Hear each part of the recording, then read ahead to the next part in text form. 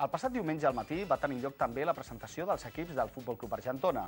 Ens hem volgut fixar en una de les seves categories de la base com un exemple de la totalitat per veure com evolucionen. Hem escollit els infantils, una categoria amb 3 equips al club, els A, B i C, on els A i C són bastant forts, jugadors de segon any, envers els B que comencen de primer any amb molts reptes per assolir. Els infantils del Futbol Club Argentona el composen 3 equips, els A, B i C, on 2 d'ells tenen una qualitat adquirida per la seva experiència a la categoria i ja en competeixen a la primera divisió. Però també es va formar un altre equip, els B de primer any, a segona divisió, als quals se'ls està donant l'oportunitat d'aprendre i gaudir del futbol al seu nivell.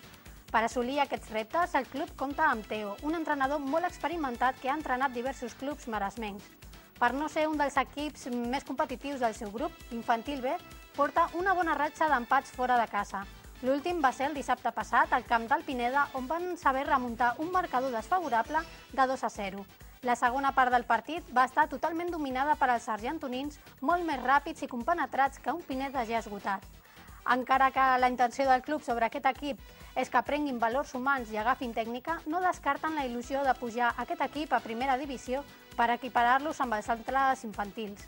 Ara per ara, l'Infantil B es troba a la mitja taula de la classificació general.